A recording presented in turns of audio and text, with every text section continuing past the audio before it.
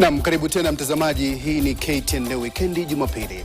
Wakati serikali ikilaumu mivutano ya kisiasa huko Mashariki ya Kati na kupanda kwa gharama ya uagizaji kufuatia tathmini ya hivi karibuni ya EPRA, hali halisi huku jijini Nairobi ni kilio cha kila siku. Kuanzia kwenye bodi ya mashirika makubwa hadi kwa wananchi wa kawaida, kila mmoja anahisi makali hayo.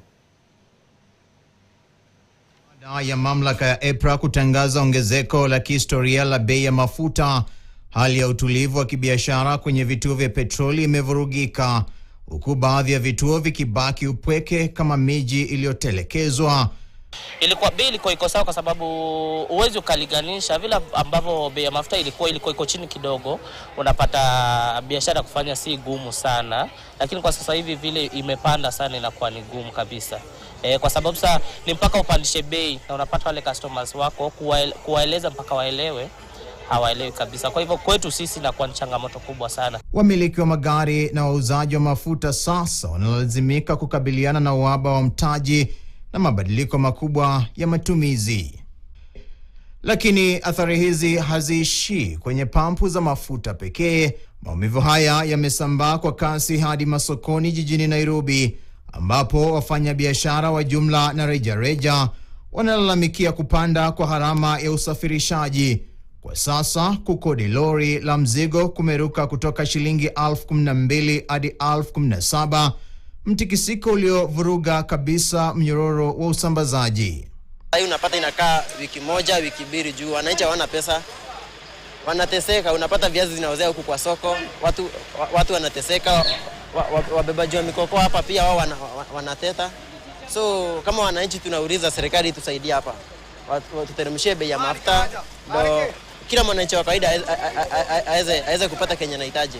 Kutoka kwa shamba, kutoa mzigo kwa shamba kuleta mpaka sokoni, gari inatugharimu pesa mingi. Inabidi sisi tukiwe na shida ya kununua viazi na kuuza hapa, sababu gari ikipanda mafuta lazima nayo bei ya viazi ikuwe bei kali. Kwingineko nchini, katika soko la Jubilee jijini Kisumu, wafanya biashara wa vyakula kama mboga na matunda wanatawaliwa na hofu ya kufunga biashara yao kwa kukosa wateja, huku bidhaa zao zikiharibika sokoni.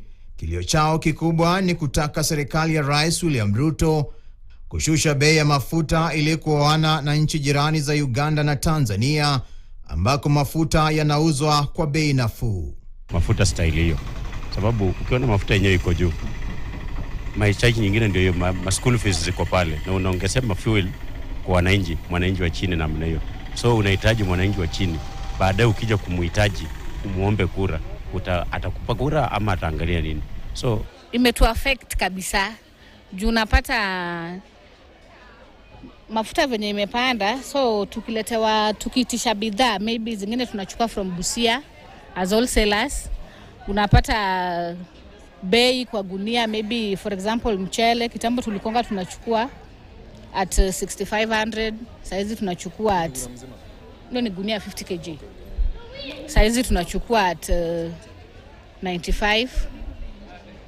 Ongezeko la bei ya mafuta limepelekea mfumuko wa bei za chakula na nauli za usafiri kote nchini, kufuatia tishio la nchi kupoteza wawekezaji wanaokimbilia mataifa jirani kwa sababu ya gharama kubwa ya uendeshaji wa biashara.